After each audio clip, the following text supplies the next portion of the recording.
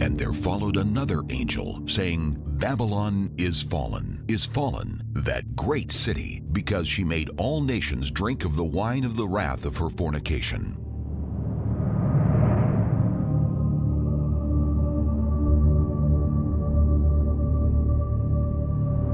Now, what is the wine? Wine represents false doctrine in Scripture. Wine is a mocker, strong drink is raging, and whosoever is deceived thereby is not wise. The effect of this wine is deception, because it is fermented wine, which leads people away from the truth. So in contrast to the first angel's message, which presents true doctrine, Babylon is preaching wine or false doctrine.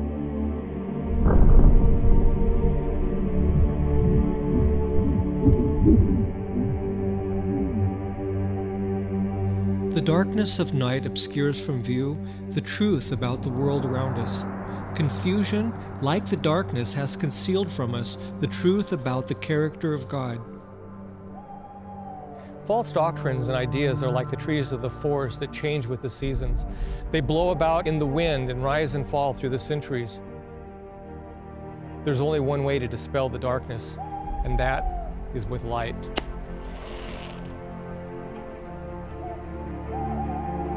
Peter tells us we have a more sure word of prophecy, whereunto ye do well that ye take heed, as unto a light that shineth in a dark place.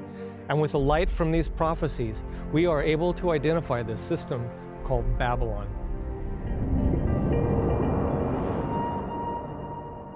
The system of Babylon is reflected by this woman in Revelation chapter 17.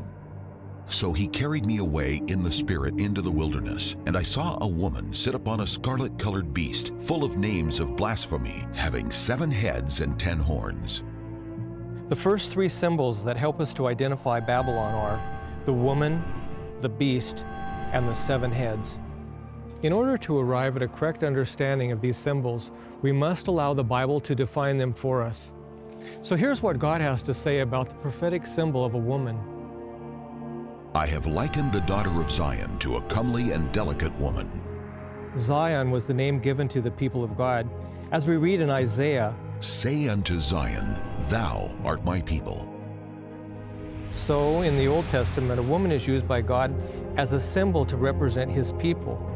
In the New Testament, a woman still is used to represent God's people in the form of His church. For this cause shall a man leave his father and mother, and shall be joined unto his wife, and they two shall be one flesh. This is a great mystery, but I speak concerning Christ and the church. In the book of Revelation, there are 2 women. One is a virgin dressed in white, representing God's church, and the other woman named Babylon is a harlot, meaning she represents a counterfeit church, and she is the one sitting upon a beast. Once again, allowing the Bible to interpret its own symbols, we turn to the book of Daniel to define the symbol of the beast. The 4th beast shall be the 4th kingdom upon earth. According to Daniel, a beast is a symbol for a kingdom or a nation.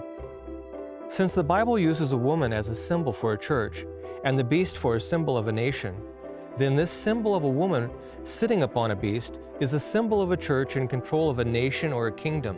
In other words, this nation is both a church and state power.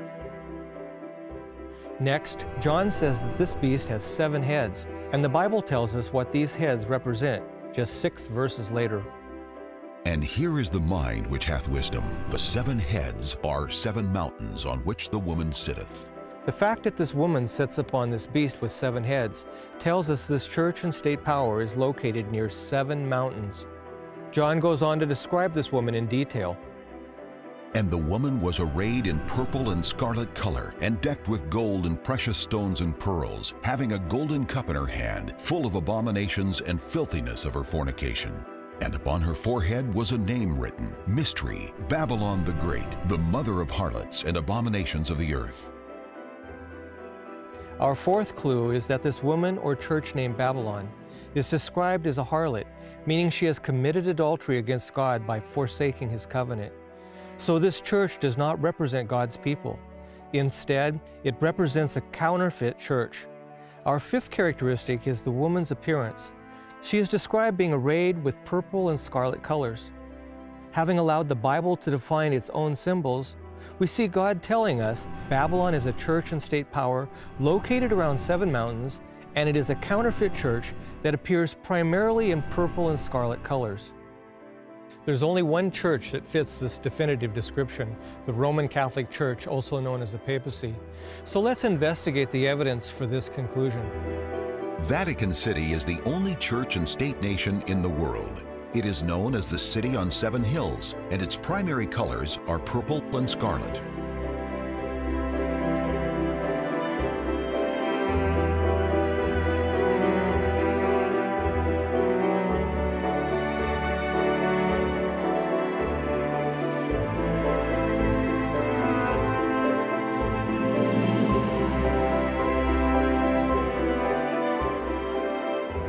During the Protestant Reformation, many of the reformers, including Thomas Cranmer, John Wesley, William Tyndale, John Wycliffe, Felipe Melanchthon, John Huss, Martin Luther, and hundreds of others all concluded the papacy was the harlot of Babylon, identified in the Scriptures.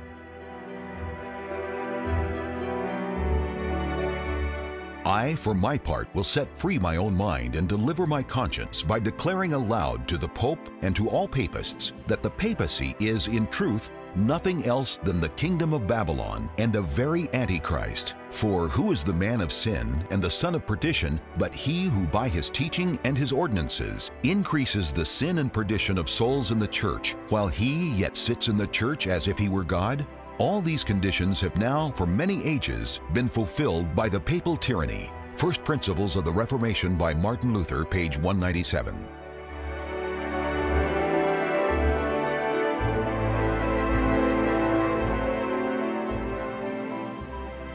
The second angel's message is a warning against the wine of Babylon and the intoxicating influence of its false doctrines which have deceived the entire world. Yes, even the Christian world. This great feat was not accomplished at once, but subtly over several centuries. When you think about Jesus' statement just before he left, he said, "This gospel shall be preached in all the world, and then the end will come." We see the disciples going out preaching this gospel, but we see that the end did not come. The reason I believe is because that gospel became tainted, and a different gospel began to go out into all the world. In part 2 of this series, we saw how the everlasting gospel and the everlasting covenant are revealed through the sanctuary. But now we're going to take a look at a prophecy in the book of Daniel where the sanctuary comes under attack. That's what's really being described here, an attack on the gospel and the covenant by replacing it with a counterfeit covenant. According to Daniel chapter 8, the Bible talks about this little horn power that would defile the sanctuary. Yea, he magnified himself even to the prince of the host, and by him the daily sacrifice was taken away, and the place of his sanctuary was cast down, and an host was given him against the daily sacrifice by reason of transgression. And it cast down the truth to the ground, and it practiced and prospered. And the little horn, there's no doubt as you look at the sequence of the chapter that it's speaking about the Roman Catholic papacy. Daniel's prophecy is telling us that the papacy would magnify himself and exalt himself even above Christ, the Prince of the host. And by the papacy, the truths represented by the sanctuary and Jesus' ministry in heaven would be cast to the ground. Instead of looking to Jesus as our high priest in the heavenly sanctuary, the people were taught to look to human priests in a counterfeit sanctuary upon the earth.